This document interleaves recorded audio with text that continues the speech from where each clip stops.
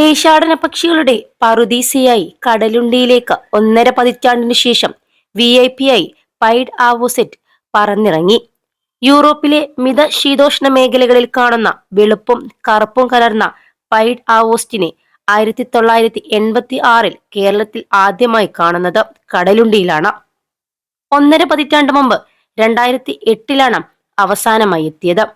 ഉപ്പുവെള്ളം കലർന്ന ആഴം കുറഞ്ഞ ജലാശയങ്ങളിലെ മണൽത്തിട്ടകളിലെ ചെളികളിലാണ് ഇവ ഇര തേടാറുള്ളത്. ചെറുപ്രാണികളെയും തൊണ്ടുള്ള ജീവികളെയുമാണ് ഭക്ഷിക്കാറുള്ളത്. കടലുണ്ടിപ്പുഴ കടലിലേക്ക് ചേരുന്ന അഴിമുഖത്തും പുഴയിലെ മണൽത്തിട്ടകളിലും ഇവർക്ക് ആവശ്യമായ ഭക്ഷണം സുലഭമാണ്. നീണ്ട മുകളിലേക്ക് വളഞ്ഞ കൊക്കുകളും നീലക്കാലുകളുമുള്ള വെള്ളയും കറുപ്പും കലർന്ന നിറത്തിലുള്ള ഇവയെ പെട്ടെന്ന് തിരിച്ചറിയാനാവും. +2 ഡിഗ്രി കഴിഞ്ഞവർക്ക് വേൾഡ്സ് ഫസ്റ്റ് AR/VR ക്ലാസ് റൂമിലൂടെ സ്മാർട്ട് ഫോൺ എഞ്ചിനീയർ ആവാം. കൂടുതൽ അറിയാൻ വിളിക്കൂ ബ്രിഡ്കോ ആൻഡ് ബ്രിഡ്കോ. ശൈത്യകാലത്തു നിന്നും രക്ഷ തേടി മഞ്ഞുറഞ്ഞ സൈബീരിയ, റഷ്യ, യൂറോപ്പ്, കസാക്കിസ്ഥാൻ, മറ്റ് മധ്യേഷ്യൻ രാജ്യങ്ങളിൽ നിന്നാണ് കടലുണ്ടിയിലേക്ക് പക്ഷികൾ എത്തുന്നത്.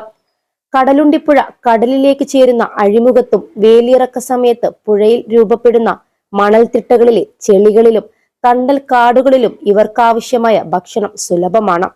ചെറുചെമ്മീൻ, ഞണ്ട്, ഒച്ച്, വിരകൾ എന്നിവയും കാലാവസ്ഥയുമാണ് ദേശാടന പക്ഷികളെ കടലുണ്ടിയിലേക്ക് ആകർഷിക്കുന്നത്.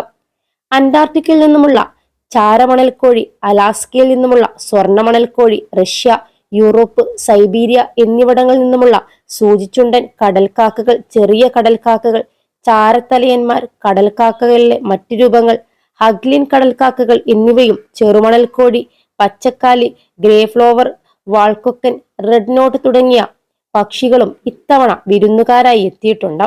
സാധാരണ സെപ്റ്റംബർ മാസത്തിൽ എത്താറുള്ള വിരുന്നുകാർ ഇത്തവണ വൈകിയാണ് എത്തിയത്. ഏപ്രിലിൽ ചൂട് കൂടുന്നതോടെ ഇവ കടലും മലകളും ദേശങ്ങളും താണ്ടി തിരികെ പോകും.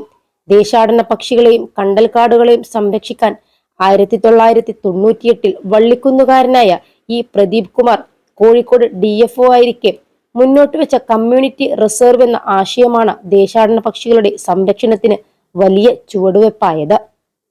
2007 രാജ്യത്തെ ആദ്യത്തെ കമ്മ്യൂണിറ്റി റിസർവായ കടലുണ്ടി വള്ളിക്കുന്ന് കമ്മ്യൂണിറ്റി റിസർവ് നിലവിൽ വന്നതോടെ ദേശാടന പക്ഷിവേട്ട അടക്കമുള്ളവ നിലച്ചതും നേട്ടമായി. കാലാവസ്ഥാ വ്യതിയാനം വഴി ചൂട് കൂടുന്നതും പക്ഷിസങ്കേതത്തിൽ മത്സ്യബന്ധന ബോട്ടുകൾ നിർത്തിയിടുന്നതും ഇവയിലെ ഇന്ധനം പുഴയിൽ പരക്കുന്നതുമെല്ലാം ദേശാടന പക്ഷികളുടെ ഇരതേടലിനെ ബാധിക്കുന്നുണ്ട്.